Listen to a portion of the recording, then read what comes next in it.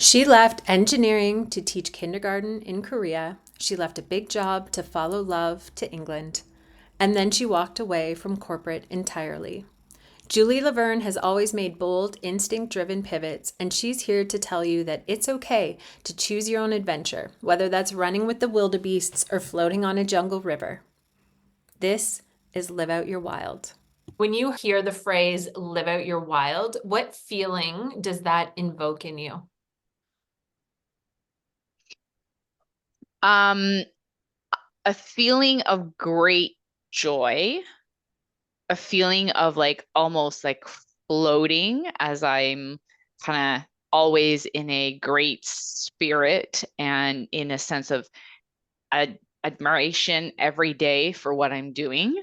Mm. Um, to be honest with you, it will also invoke a little bit of fear of, I think it's determining what is like living out your wild. I feel like your wild has like an end result, has like what is your wild. And so trying to figure out what that is might be a little bit fearful for me as well of what does that look like. Mm.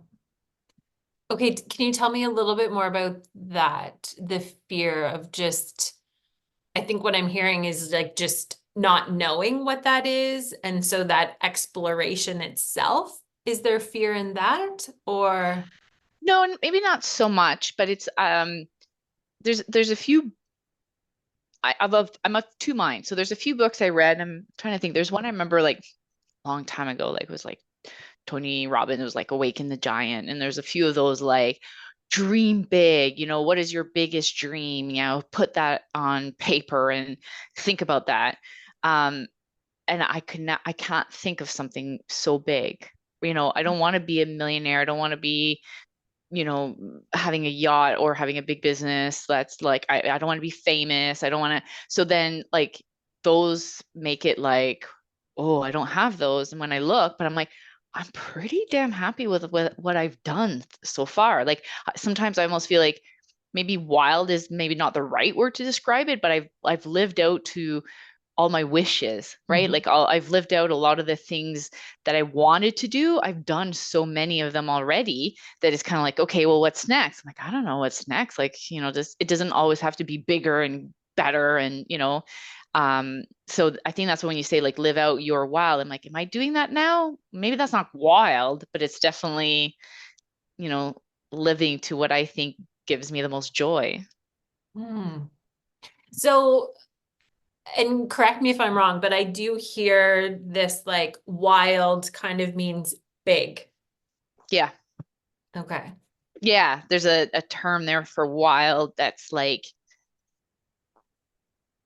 um it could sometimes the wild could almost be even like not as thought out like on the whim Hmm. a little bit sometimes. And that's where I was like, oh, am I doing that? Maybe sometimes or no, not other Okay. times.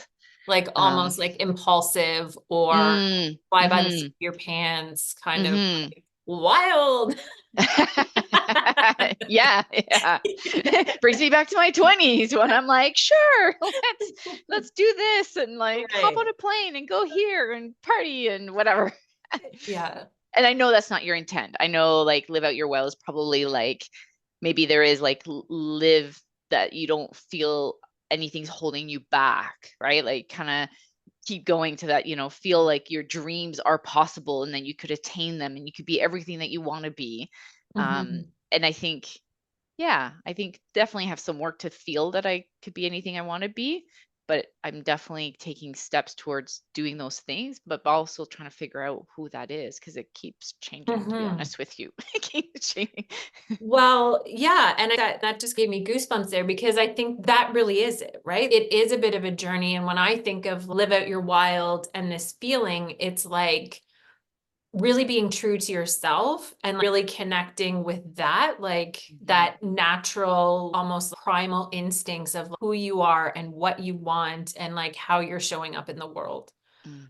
I love that right? primal instinct, which is, Yeah. I feel like sometimes is removing all of the things we've learned through our family, society, Mhm. corporations, media, and kind of if you stripped all of that away, what would that look like for you? Yeah, Yeah, exactly. trying to figure that out. So, well, what would that look like for you? If you were, so given that, and you don't have to know the answer right now, but I would just love for you to maybe just take a minute and kind of see what would it mean if you were to live out your wild. And maybe it is, you know what, I'm actually doing it right now, Mm, and knowing that it is a journey, but I feel pretty grounded in my wild right now. mm. Um, Um, so I'm of two minds. I keep going. There's a bit of like, oh yes, but oh, but this. So, as you know, there is this kind of like generalist aspect of me of kind of having tapped into that and realizing that that gets me like skip a beat every once in a while, and I've ignored it probably for a year and a bit because I'm like, oh, that's just fun. You need you need to have a business. You need to be working. You need to be, successful in the sense of contributing to this world in a productive manner and having impact. And so, and in some way, which is often money driven in terms of a measure. But I told myself this year, I'm like, okay, you've ignored this thing for a year and a bit, or nurtured it very, very little, and it's kind of like still mm, throbbing that, okay, this year I'm going to get to it. And so sometimes I'm like, well, if I could just do anything and just like do my full like research and just deep dive into that and speak on that behalf and maybe write a book about it and maybe help organizations figure out that there's a different way of looking at their talent. So I get really excited about that. And then sometimes the other part of me is like, oh, but do I, and they say that too about sometimes you're almost fearful of your own success. I was like, oh, but I also plan on, I've traveled, we've talked about this, I've traveled the world, I've been all around, I've, some did pit stops in orphanages in various countries and this and that. And I'm like, maybe I go back to that. I never had children and I always said that I would have a way of helping out. And I was like, well, maybe at one point I retire and do travel the world and really help other places and, work for some charity or something that I'm like, oh, maybe that's what I'll want to do. And so if I kind of build this monster, maybe all these other kind of interests of travel and this and that wouldn't be as, it's not that it's not feasible, it's just it would look very different if I've created that. mhm. So, and of course, this thing, I have no idea what, if it would turn into anything or what it would be, so it's kind of a passion project right now and trying to let it balance the two minds of, well, you're successful in these kind of businessy things, but there's also something here. It doesn't have to be one or the other. Maybe I could balance things out for a little bit, but that's a bit challenging. Yeah. Yeah, I can appreciate that. And a couple of things that I heard there was one, um, I love how you are listening. I think you used the word it's throbbing, and it's like I got to pay attention to that, right? And so you're Hmm. listening and you're trusting, and that's that kind of primal like instinct, right? And I think going back to I think when you're listening to that and following that, that's really that creativity of who you are and what you're bringing to the world. And so Mm-hmm. I love that to me, that is you connecting with and living out your wild, right? In a Yeah. sense of that creativity, that instinct of You making know an what? impact in this. Thank you for that aha moment. You just gave me the, maybe that's the reason I feel that way. Of the reason why I sometimes when people are like, what is it that you want to do? And what's this big thing? And I was like, I don't know. But then if I look back, I've always listened.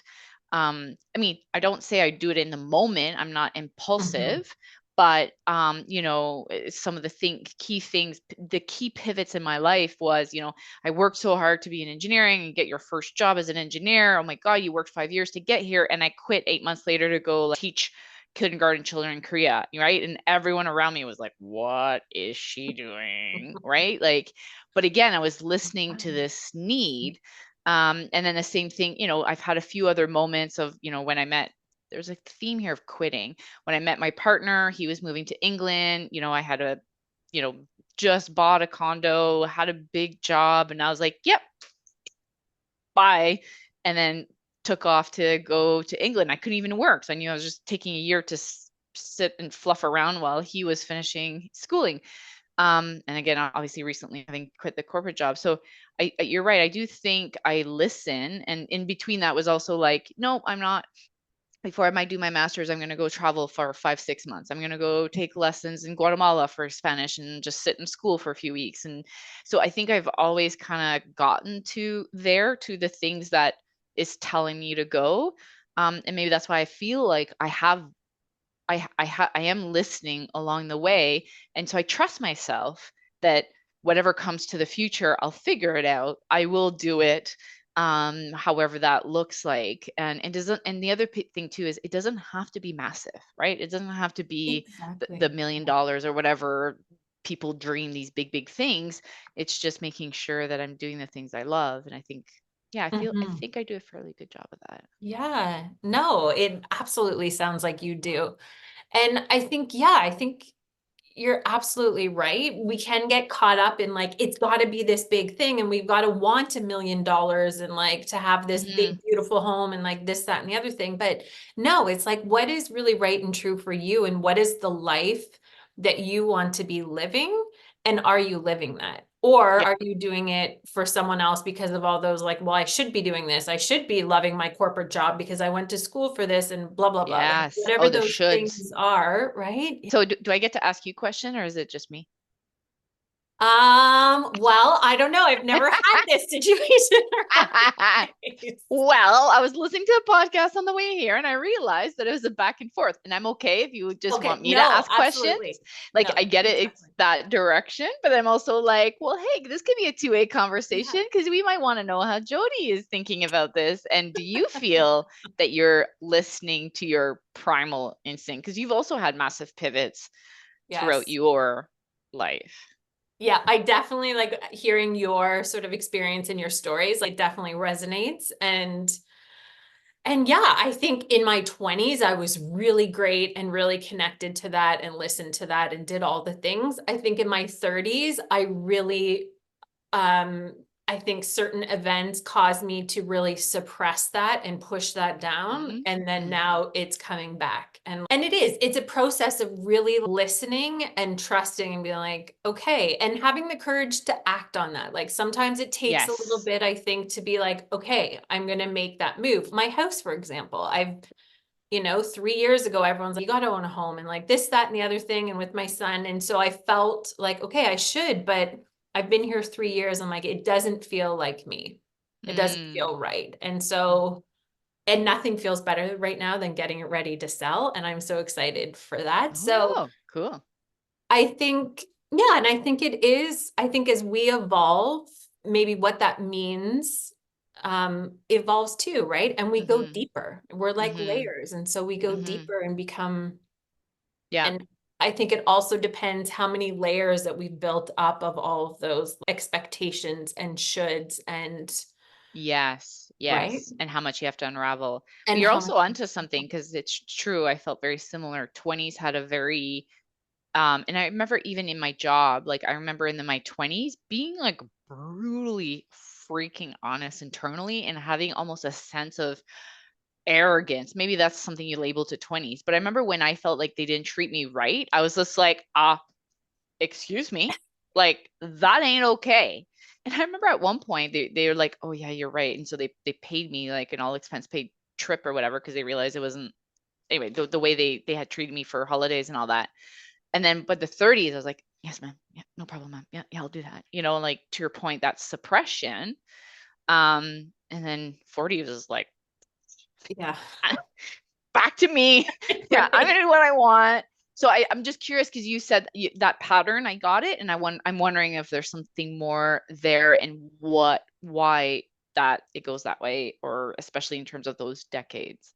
Yes, well, exactly. And I was wondering the same thing about you. And was there like a moment or something that happened that began that sort of suppression, as we're calling it, that suppression of the wild, right? Of like who you are and what you really want. So can you associate it with anything, or what do you think was the reason for you? If I look back to my early 30s, um, you know, I like to work hard. I like to be recognized for my hard work. I want to be felt like I'm having impact.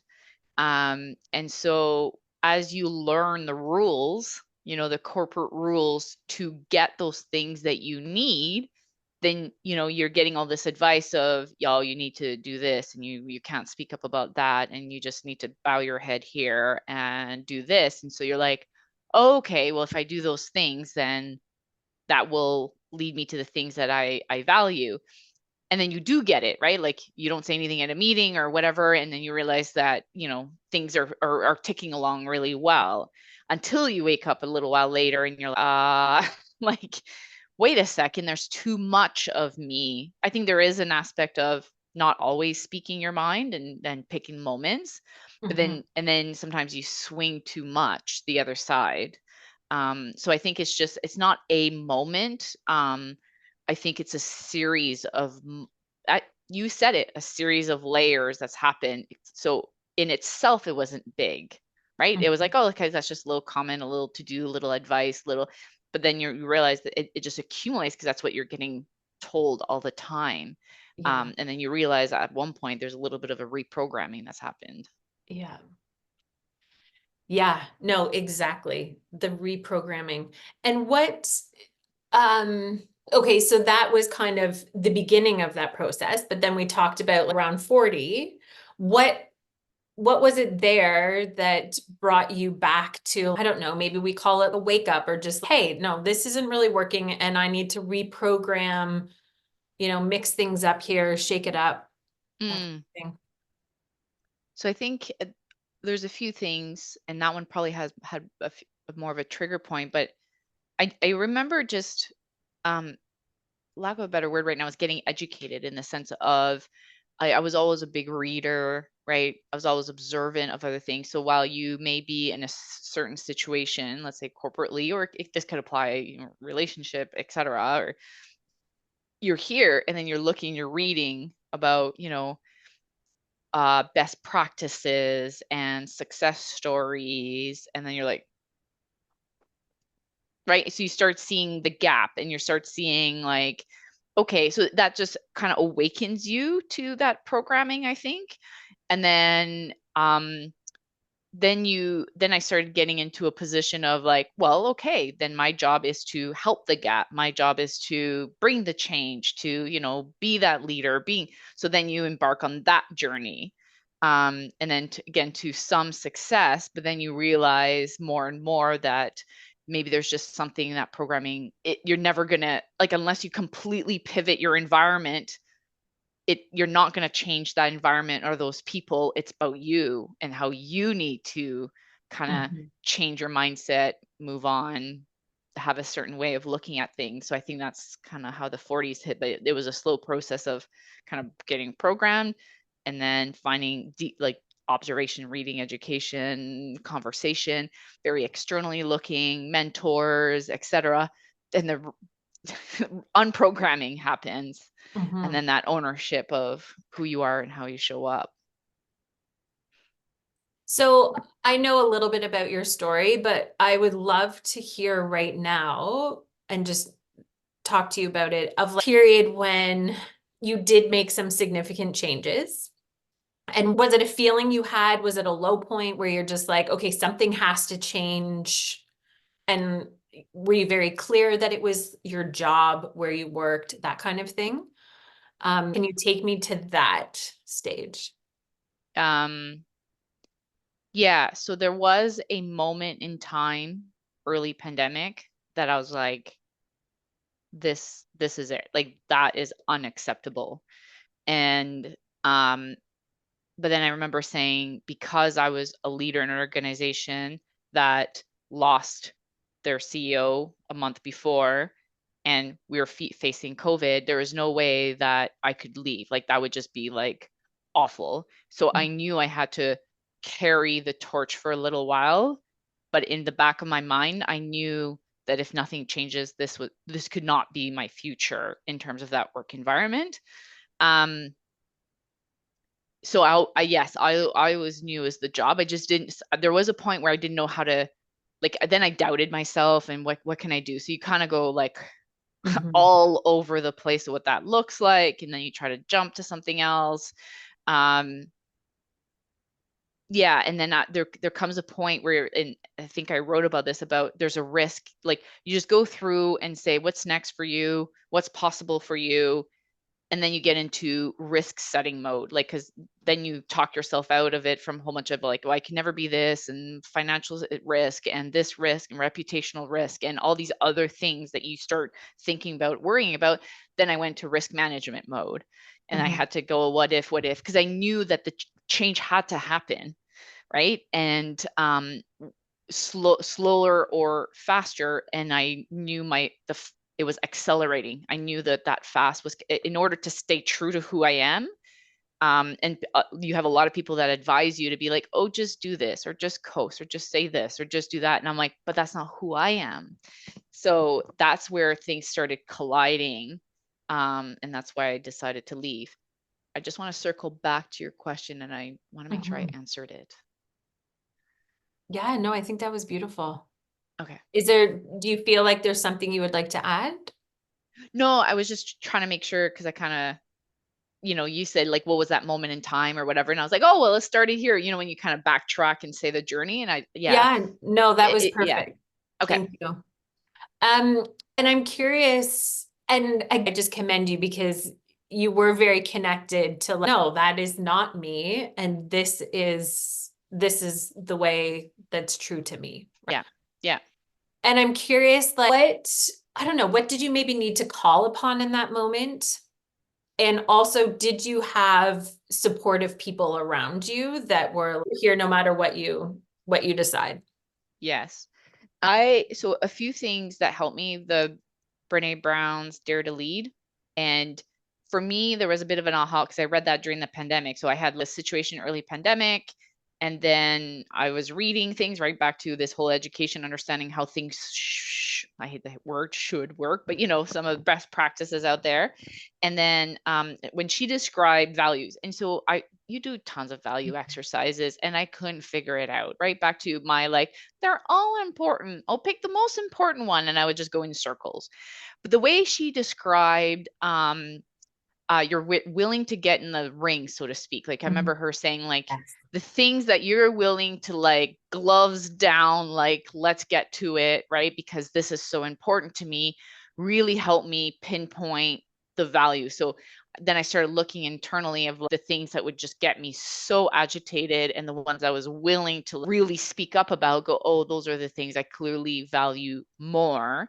And so that's what I think was really helpful for me to say, well, maybe your values have changed, right? Maybe this organization worked for you when you had certain values at a time, maybe, learning and growing and this and that. And then, not to say I made it to the top, that's a bad expression, but it's just, okay, well, this was almost it. Now it's not so much about this rise, it's about making the impact. And I needed to make the impact from a co-created perspective. And what my value, I redid my values, so to speak, and I realized that's not going to happen. So that was a big thing that helped me realize that I just need to find an environment that nurtures those values, because they might have shifted. And in terms of help, yes, I had, some others that were the, friends that were the cheerleader, said, of course you could do it. Of course you could do it. Right. And I just couldn't see it. I think the biggest help obviously was my partner. And I always joke, because I remember saying, well, we might have to sell our cottage and, sell the car that you love in our house. And maybe we'll have to get a few boarders inside the house if I can't find a job in order to get money. Right. And I said this to him. I was like, are we okay to go there? And he just looked at me, and he was just like, we will never go there. I clearly trust you more than you're trusting yourself right now. But yes, if that's what you need to hear, that if that's where I need to go work at McDonald's to make sure an Uber ride in order to make things meet, I will do that. Go for it. Yeah. And I think that really helped me to know that no matter what happens, we'll figure it out. And he had way more faith in me in that moment than I did in myself. But at least I knew I'd figure it out. I just didn't know how hard the figuring out part would be. Yes. It's a journey, isn't it? Yeah. It really is. Yep. Still That is. part. Yeah. And then the other part too, like I realized that I call it when you face the big hairy monster, you realize it's not so bad. So remember back to the story of like, I've quit a few times before. That time after I left to go to Korea, like when I worked so hard for the engineering job and I worked, got that job and it was a coveted job and everybody loved it. And I went and told my boss at the time I quit. Like he was awful and I was crying my eyes out, right? And he actually said, "You're ruining your life, you're ruining your career." Right? I am 21 years old making a choice that my gut says it's right is weird because everybody's looking at me like it's weird. And somebody that is of status, so to speak, is saying that I'm ruining my life, ruining my career after I've worked 5 years to be an engineer, right? But I was like, I don't know. I just feel like I gotta go do this, right?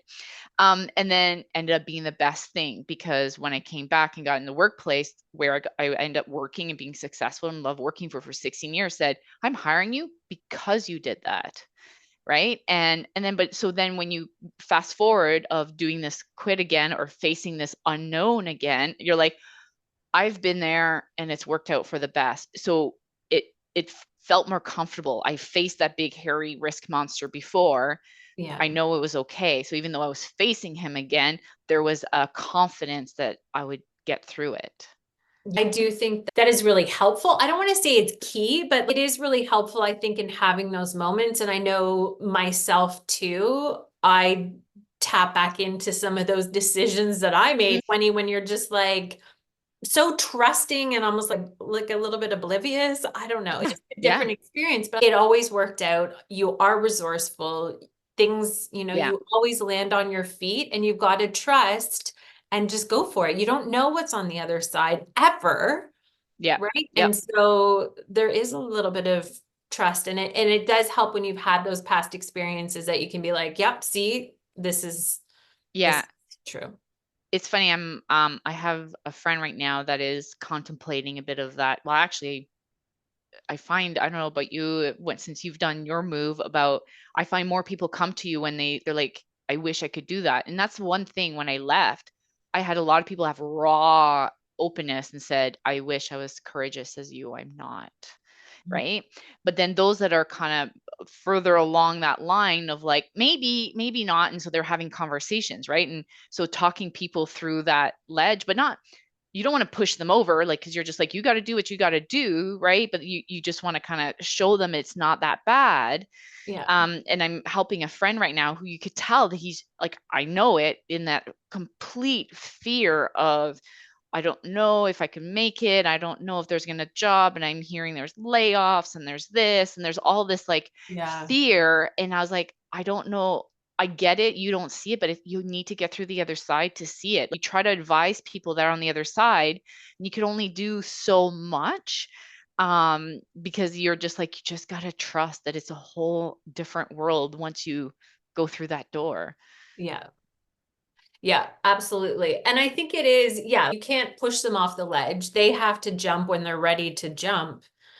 But it's having someone that believes in them, right? Mm, Which you had in your partner, but not everybody has that support or that yeah. right, that belief. And so if you don't have it yourself or someone to help you even just figure out, okay, like baby steps until you're ready to fly, Yeah. let's just like get you out of the nest and then you can go. It's funny. A bit of a pivot, but coming back. So we just finished, part of the book club I run is nonfiction. We just finished How Big Thing. Oh, now what's the title? How Big Things Get Done, something like that. Mm. And it was really interesting. It's just like looking at all the big projects in the world and essentially how they're miserable failures of over time, over budget, over blah blah blah. And it was But right. interesting to get that. It was really fun. Then in the end, he says, at the end of the day, it's about going about it modular, like just breaking it down into steps. And that's exactly what I just heard from you. This whole like leaping into something different might be too big. So how do you Mhm. break that down into something that's manageable? And like, that's why I feel like risk, like I had to crunch through like the financial part and I had to like work it out and do that. Okay, done. Then I have to crunch through the values part. Okay. Then you just have to like break it all down, as you're saying. Absolutely. And then, yeah, because it can feel too big and it sends our nervous system like, ah, it was Yeah. like, hey, what is like turtle steps? What is just like a little like easy, slow move Turtle steps. I like that. towards that, right? Like that doesn't seem scary, Yeah. Yeah. you And the know? other part, again, the friend that I'm advising right now is, what's the decision you have to make at this time? I feel sometimes people fast forward decisions. I'm like, but you're not at that decision point, right? Sometimes, let's say an easy example, let's say you get a call for a job, right? Somebody calls you like, do you want to come for the interview? And people are like, oh, I don't know if I want that job. Do I take that job? Da, da, da. I'm like, you're not at that decision point. This Yeah. is You need to go and get a whole pile of more information.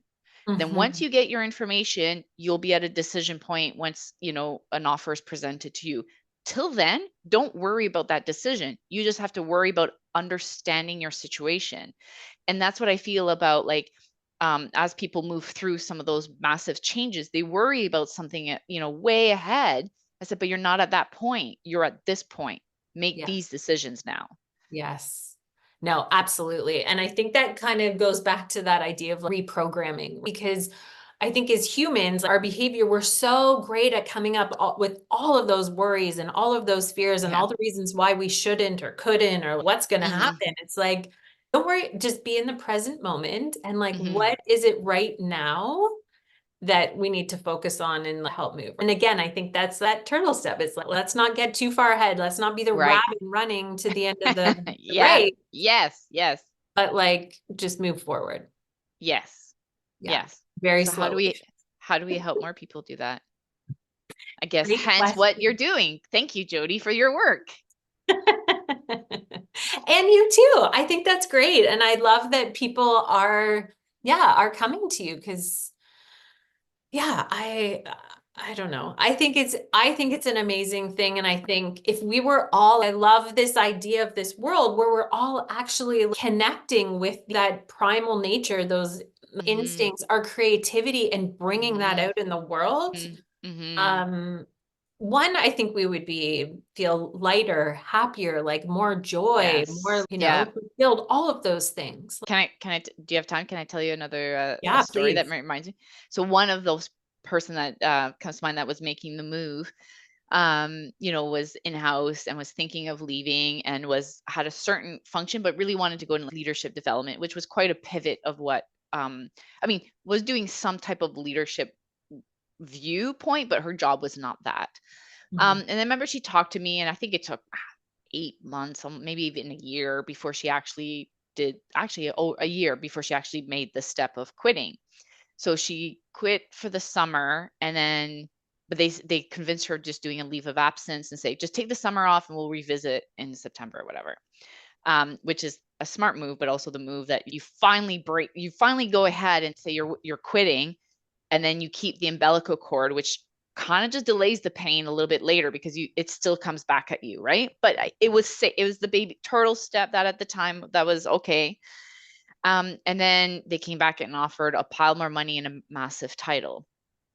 And then so she called me in a panic, and oh my God, I feel like I've worked my entire career for this, right? And like, this title will weigh so much more when I'm on my own and doing my thing and da da da. And she was just really weighing that out, which is again back to the programming of like kind of societal values of money, title, power, so to speak. But that was her kind of rational mind, but her heart knew that this is she wanted to go here. So she was kind of having this debate. And I was like, money. No, it's not about the money. Like, yes, it feels good and you get wrapped up in it, but it's not something like I need or I already planned for this. And the title, and I remember kind of saying, when you work for yourself, you'll be like CEO or founder or specialist Whatever you want expert, to be. whatever you want to call yourself. You remember she just had this like, right. Like, but again, it's just because they get so wrapped up into this programming, this, and it's just really hard, to your point of people like going back to their primal. Just listen to this, right? Like, just listen to it. If you don't need the money and you don't, title is just, what is it? And she knew rationally, but she was just fighting with herself from that rational process, like, or programming, I should say, not being rational, it's a programming she had to fight against. Programming. Exactly. And it Yeah. is, it's a bit to break that down and see, like, is this really true? Is this really what I want? All of those things. But it's really hard going against not society, but like against the flow. I think that's what it is. When it feels like you're going against a lot of the flow, it's feels hard and it feels lonely. Yes. Yeah, and I And guess that's that, like, that wild piece, right? You're going in a yeah, different direction. it's almost like you need to I'm painting visuals now about the wild. Like I almost feel like everybody's flowing this way and then you need to like get off the river, walk through the jungle Yeah. and be lost in your wild and then until you find this other river that's flowing the way you are. And that's back to that door analogy of like just walk through it and then Yeah. you'll find your people that it won't be as lonely, it won't be as hard because you're going to be with more people with like-minded values, etc. Well, and that's it, right? And I almost think it's the other way can be hard. Like, yes, you're in flow, and I picture it like running with the wildebeest or something like this massive, like, Yes, beast running, and you're yes, trying to like veer yeah, off, and that's scary, right? Because everyone's moving this way, and you're like, oh, hell no, I want to go back there and check this yes, out, right? yes. But I think, to use the metaphor of the river, when you're going against yourself, it is harder. It's like you're Mm, paddling upstream, right? And the more that you can align with your true self and your talents and skills and like desires and all of that stuff, then you're just cruising down river. You're in like one of those lazy river things. You're like, this is great, I right? love it. I love these Yeah. analogies. Yeah. Yes, yes. Like and running with the wildebeest, like you're right. It's so good. It's so good. And then the river and then the lazy river. Oh The my God, you lazy gotta river. bring this into visuals at some point, Jody. You have to. Yeah. I love that. And yeah, that's what the image when you had mentioned that, that's what I got, was like these wildebeest like running like over the valleys and stuff. But um yeah, and not to say that it's always easy, depending on what you do, right? But like Hmm. the journey of being an entrepreneur, it's not easy, but like you find your people, and that is really helpful, right? And like you get to 100%. create, and you have agency, and you get to come up with any title that you want to and make the impact that you want to make in a different way. We've had that conversation. You can make a big impact in-house as well. Yep. So you don't have to necessarily, you know, take your parachute and completely go on your own, but No, no, you're right. And I'm sure, yeah, the audience for the work that you're doing is no matter where you are, yeah, you could have, and I think it's back to that creativity piece. mhm. Um, as long as you're in an environment that nurtures that for you, um, back to that programming. If you feel like you're programmed into how things should be, yes, you could maybe create in a more little box. But if there is an environment that allows you, like, Jody, show it, give us your best idea. Like, what do you have? What do you see the future as? Like, that allows you to kind of like Yeah. lift up and think up, then allows you to move into your um, more creative space for the things you want to do and the impact you want to have. I think that's great, and to nurture that. And I think there's a lot to creativity. I think um, we should do more as a humans in terms of skill sets too, because people think creative is always like artsy, right? But creative could be just a new way of doing things, connecting different dots. And so I think people have to give themselves more benefit to be that they are creative, and Mhm. also at the same time be more creative and realize when they're not, when they are personally not able, that like when they are not, or when their environment doesn't support that creativity. Yeah. No, I think that's when we can tap into that. And I was one of those people, like, years ago. I was like, no, like, artists are creative. Like, I am not a creative person. I have zero creativity, but that is, like, so not true. Yeah, yeah. Um, oh, and what was my other thought about that? Oh, when we do tap into that creativity, that's, I think, what brings that life, that vibrancy, that vitality, that, like, excitement once you start opening that up. Yo, oh yeah. And I think I might have said this before. I just have such a moment. It was probably couple months, 2, 3 months after I left and made that massive shift, right? Because your first month is like, what did I do? And second month is like, oh my God, work mode. Like it was just this moment of once I started to accept of like, I could do whatever I want. I could, like I could, yeah, touch, like just get interested in anything I want. I have the time right now. And I remember just walking, it was spring for sure, because I kind of quit in April, and it was like May, June, and I was walking down, the sun was shining. I was listening to podcasts, and I was like, I could do this. I could do that. What about this? This is amazing. I should do this. And I remember going like, oh my God, my brain is hurting. It was firing so much. And I remember going, the hell's going on here? Like, sure, I did think in-house I had moments of creativity as well, but it was just again like, oh, how are we going to solve this problem, move forward? It wasn't this explosion as much. I never felt that. And I realized just because, well, my brain now had all that space to do it. I used to have, like the classic corporate meetings, 8 to 6, and repeat, and politicking, and get people on board, and CYA, and a lot of kind of corporate-y things you had to do. And so now all of that is gone, and is like, what do you want to be? And it's like, and so it was really cool. And that I kind of refer to that moment a lot. Yeah. No, absolutely. And I do see that not everywhere, but I do see that shift from COVID and when we all started, Mhm. working at home and everything was kind of blending. I feel like it almost we're moving in that direction, and it's allowing for people Yeah. to have that space and that time to really create and kind of let that out, right? I'm with you. I think probably because of the week I'm having, I'm also cognizant of like, sometimes you get certain exposure, certain information at certain times, so that comes dominant. I do feel that it's gonna be a little bit of a lull or struggle before we could fully get to that next phase, because I'm seeing a lot of conflict, a lot of things that people are reaching out to me because there's a lot of conflict internally to the workplace, or fear of conflict, which brings another type of conflict, Right. a lot of mental health.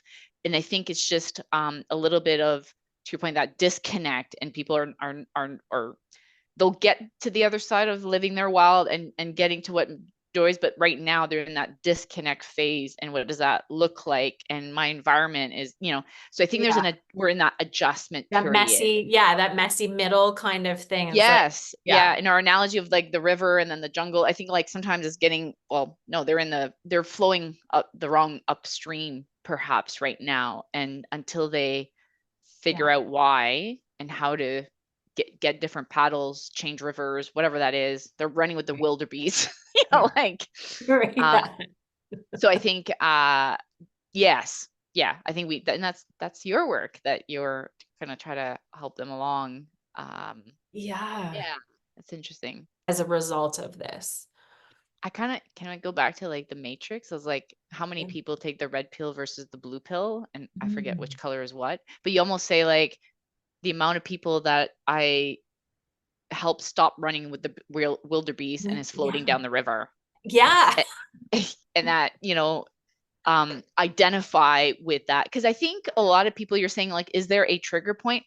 While there is not a single trigger point, there is a moment that is like, there's this phase, there's the phase, and then wow, right? So you almost want, how many people do I navigate through this phase that says they're on Mhm. the other side now?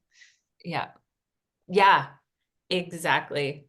I mean, that's great too. And I think that would look different in different contexts, but oh, I just love you. Thank you so much. I love you.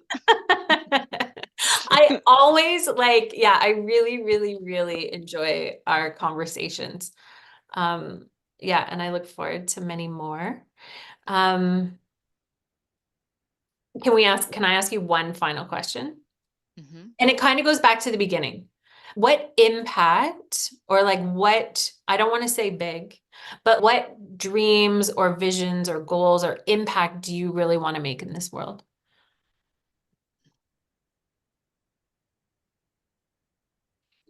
Um, I think it's like what I'm learning, and this is still very raw. this is still that niggly feeling that I probably haven't articulated very well yet. It's so there's a lot of DI things, a lot of like talent things. I kind of I again, because I think it's my journey, but also like be who you want to be. And I know that's traditional words, but back to that, like if you feel like you're swimming upstream, and that's okay. Like if you feel like you need to get out of the wildebeest running, that's okay. If you feel that, and I think because it's going back to again a little bit of that generalist of like very very career paths, and the amount of times I've been looked at in the boardroom, whatever, like, right, like what is she saying, right? And you constantly go like, what? Oh, maybe I don't have it wrong. Maybe I don't get it right yet now. I need to learn more. I need to and trust your intuition a little bit, that like, maybe you just think differently. Maybe they're not your people. Maybe there's all these other kind of aspects of, and that's why I was saying it's a bit diverse, but diverse right now has a certain label of perhaps like what they look like, what their degree, but it could be just like thinking, and it's not just neurodiversity. It could just be like I want to go right when people want to go left, and that's okay. I think kind of owning your own path, whatever that may be. And also the other aspect I've had is not having children. Like, the amount of times it was just assumed, right, that I would be, and what's wrong with you, and you'll never know love unless you have that. And so you're just getting like berated for Yeah. going, I'm just gonna go left over here. I'm sorry, everybody's going right. So I think that's the impact I want to have, is help those people follow those niggly bits and just say, and it's a little bit, it's almost a same, but you, maybe it might just look a little different. Right. Yeah. I love it. I love it. Well, thank you so much. Much for watching this episode of Live Out Your Wild. If Julie's story resonated you and you're feeling the call to the wild, to listen a little more closely to your own instincts, hit subscribe so you never miss a conversation. New episodes drop regularly, and everyone is a reminder that your wild is worth living. See you next time.